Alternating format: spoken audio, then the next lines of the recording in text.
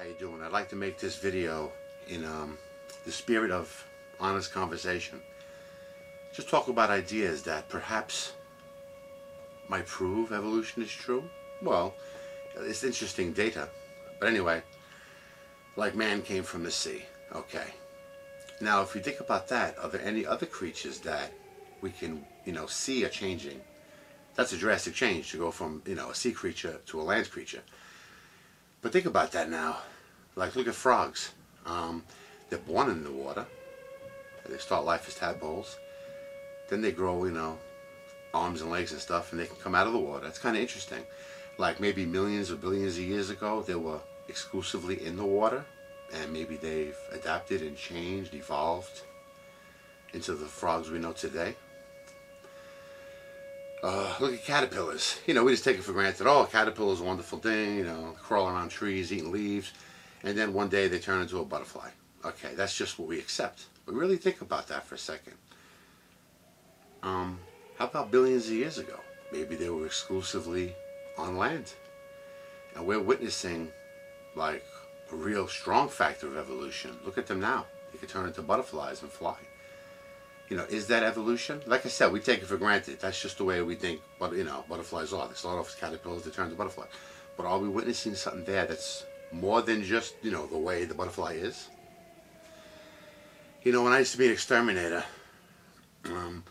like in New York, there's 4 kinds of roaches. There's probably more than that, but 4 main types. You got the American, which is the water bug. But people call it, they don't know it's a cockroach. They call it a water bug, but it is a cockroach.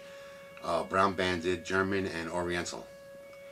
And you can't believe so many people, like, what they said to me. It's like, they say, oh, I say, you got water bugs. Oh, those are the ones that fly. I'm like, those are the ones that fly? All cockroaches can fly. Well, at least the ones in New York. But interestingly enough, they won't fly, Like if an old lady's coming at them with a boot, they'll just run for it. Because they've learned that it's quicker for them to run for it than to take the flight. They can get away better. So you can see evolution there. Like something that can fly won't fly because they've learned it's faster just to run for it, It's kind of interesting. And check this out, getting back to the humans coming out of the water. Whenever I hear stories like that, I don't know, in my mind, I always conjure up, images of a small, like slug-like thing coming out of the water.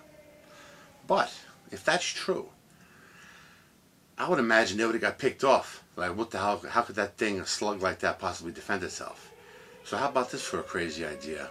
That man, okay, we came from the water. But we evolved in the water much further than anybody ever discussed. Like, when we came out of the water for the first time, maybe we were 3-4 feet in length, sizable. There is something that does point to that. Like, if you look at some people are born with birth defects.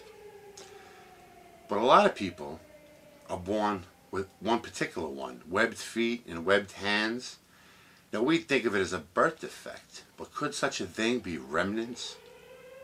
Like transitional species type thing?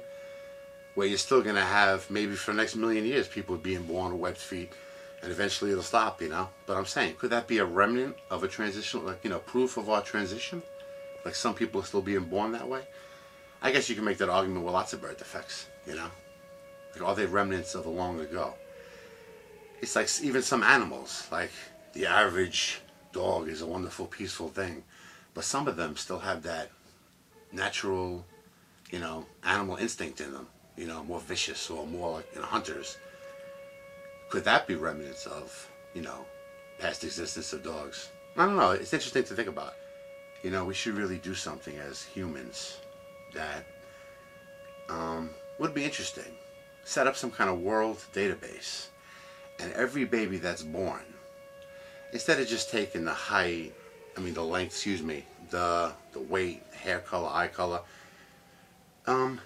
do like a 100-point test on each of those children. Everything, DNA, bone structure and density, every single thing about the baby. And in our lifetimes, we might not see any change, proof of evolution of any kind. But if the apocalypse is fake and it's not going to happen, then we have to assume that human beings may be around for millions and millions of years. If we can get it together and make peace, the world might be here a long time. So we should start collectively,